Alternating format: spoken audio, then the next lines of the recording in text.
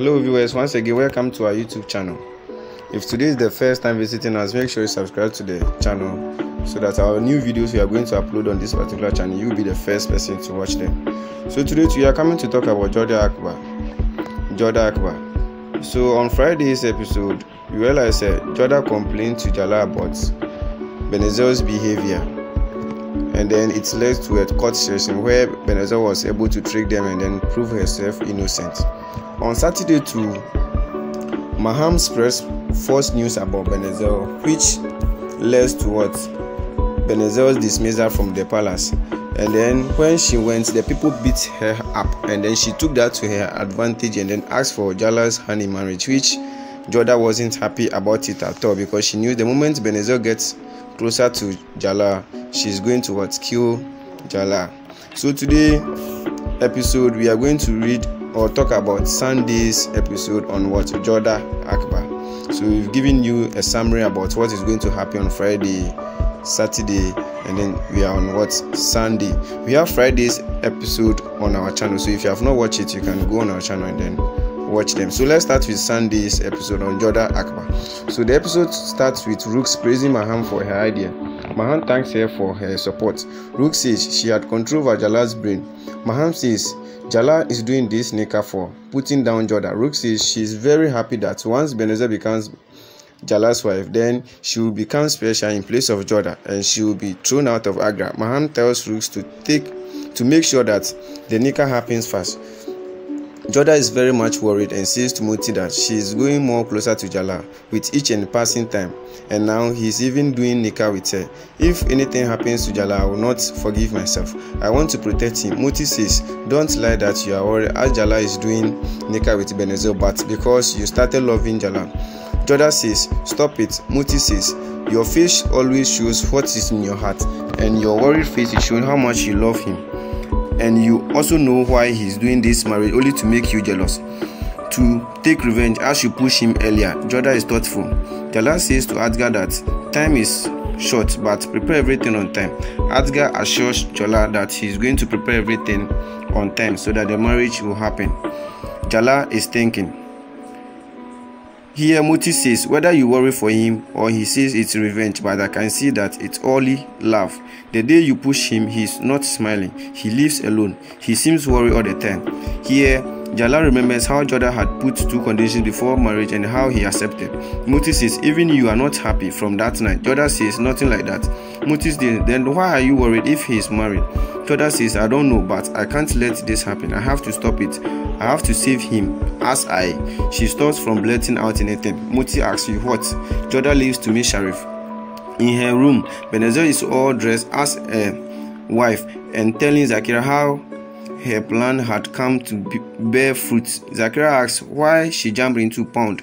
Benezel tells her how she had jumped into the pond, how she shed fake tears to gain sympathy of Jala and fooled Rooks and Maham, and Jala into agreeing to marry her to the palace. They laugh. Jordan comes to meet Sharif. He smirks and welcomes her that without my message you are here to meet me. Jordan says, I have to see Jala at any cost. He's marrying Benezel. Sharif angrily says, how much you love him. Jordan says, be in limit. Sharif says, what do you want from me? Jordan says, I tried to expose her but she escaped, and now all things I am jealous of her. Tell me what I should do. Sharif says, there's only one way, but it is difficult. Can you be able to do it? Jordan says, I can do anything for him. Sharif says, you have to expose her once again. She needs snakes from time to time. You have to stop snake supply and then she will react. Jordan says, okay, and leave. Great priest is in his home, gets up from sleep and says to his son that I am feeling that something wrong in Agra. Son asks, should I inform Jala? He says, no need, son. Soon sun will rise and two entirely different individuals will become one. They will see that new word and will write their name in history. Soon Jala will change and will know the meaning of his name, Muhammad. The eternal love has come at the doorstep of time. Jala says to Hamida that I am doing this nikah to save Benezel. Hamida asks to think again. Jala says the other option is to give her to people, and you had seen what they did in the case of Ada. Benezel comes and says, I had a wish to get married but knew that it is impossible for a bandit to, but Thanks to you. My mom used to say that one should visit Jumna Daba before marriage. Jala says it's a good thing. We will go there. Salima is also there. Benazir is happy and leaves. She comes to Zakaria and says, you gave me a brilliant idea you have given to me. Zakaria says, this is our last chance to make sure you finish your work. Near Jonah, you have to cross the river. You both will be alone and you can finish your work there. Benazir says, I will kill Jala and will jump in the river so that nobody will know about it. Mali will free himself and will be mine. Salima comes to Hamida and asks for suggestion. They both think about Jordan's words. And Hamida says her allegations were proven wrong. Salima says Jordan never said false things and never put wrong allegation in anyone. Hamida says, but she was proven wrong. Salima says if one doesn't have proof, doesn't mean that they are not saying truth. Hamida says if that's the case, then we should keep an eye on Benazir. She asks Salima to provide support to Jordan as she is alone. Salima assures her Jordan is complaining to Kana for not listening to her. Salima comes and says, I was worried for you. That's why I came here. Jordan says, you also believe I am wrong. Salima says, I believe you. Jordan says, that means you believe that she is poisonous. Salima says she proved herself, but if you are saying that you have seen her, then I believe you. Jordan says, I'm very happy that at least one person believes in me. Like me, Jala is also important for you, and we should make sure that Benazir stays away from him. Salima says opposite is happening as Jordan and Benazir are going to Daba as Benazir had a wish. Jordan says not wish, but she will just want a chance to kill him. I have to protect Jala from him because he is my husband. In night at Turaba and Jala sits in boat. Benazir waits. He doesn't give hand at first, but then gives. She sits and says, can I sail this boat? Jala says, what's the need? Benazir says, I can sail easily. Jala asks soldiers to go down. She starts sailing boat. It's dark and Benazir deliberately sleeps, but Jala holds her and asks her to be careful. She thanks him and says, whenever I am about to fall, you always save me. Jordan and Salima sees them from far. Benazir is about to kill Jala. Jordan points arrow weapon at her. Salima says, what are you waiting for? Jordan says, you are right, and fires the arrow. Benazir gets saved. Jala is shocked and shouts, Benazir. Benazir again tries to kiss, but Jordan again fires arrow. Jala ducks her down. Soldiers come. Salima says, now what? Jordan says, I know how to escape from here. Don't worry, let's go. Salima and Jordan are in palace. Salima praises her for her bravery. Jordan says, I took training in Amar. Salima says, you saved Jala and that scares her away. Jordan says, Jala once took me from that way. Salima says, God is with us. Think you hit arrow at the right time and we reaching the palace at the right time. It is not just a coincidence but a blessing. Jordan prays it remains like this. Jala comes with Benazir and asks Adgar to find about the matter. Jala looks at Jordan and goes. In court, Jala asks Adgar about the culprit. Adgar says they ran away, but I found out the arrow and these are Magas. Jordan is stunned. Jala says so he is our own. Adgar says maybe it is Mali's trick or maybe someone from palace is on his side. Jala says no, it's not Mali's trick because it was not attacked. Benazir was attacked because I was not attacked. Benazir was attacked. I think he thinks that Benazir is poisonous lady. Jala says anyway, find out about this matter. He asks all to go but stops Jordan. He asks her, what do you think about who did this? Jordan says, your enemy. Jala says, no, he wasn't my enemy as he didn't attack me. He says, remember when we were going, one man attacked and I saved you. Me and Benazir were and was very close. Jordan sees wound in his hand and asks, how you got this wound? Jala says, while saving Benazir. He says, someone who thinks she's poisonous has attacked, but you think in the same way, so did you do this? Jordan is shocked.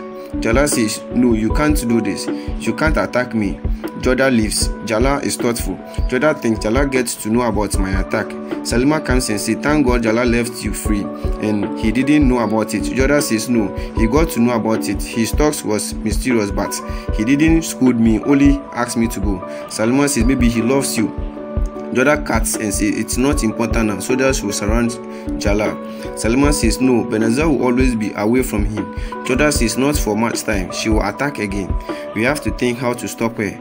Benazir says to Zakaria that we don't have much time. She asks about the man who was coming to help her in her mission. Zakaria says he can't come in palace. Benazir says we have to think something and do our last. Jordan comes and says, last attack, I will not let that happen. Benazir laughs and says, you will stop me. You have to say that you have that gas. You came in poisonous lady room all alone. Joda says, I am Rajvanshi and I don't get afraid of anything. If snakes itself come, then I'll crush him too. Benazir tries to touch her, but Joda says, don't touch me, you ugly woman. Benazir says, Jala wants to marry this ugly woman. I should thank you that because of your allegation, I'm marrying Jala. He's dying to get killed and you will not be able to do anything. Jala is accepting me. Joda says, you are trying to satisfy yourself because you feel anytime, every time. It's a rule that truth always wins, and I will show your true face to the world and that you will be crushed.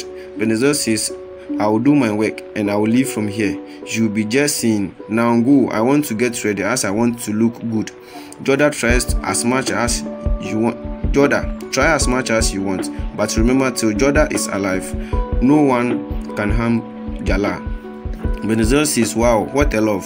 Joda says, my promise. When I married him, I made a promise that I'll always be there for him. Benazir asks, you don't get afraid of me. Joda says, you don't know about Mirabai.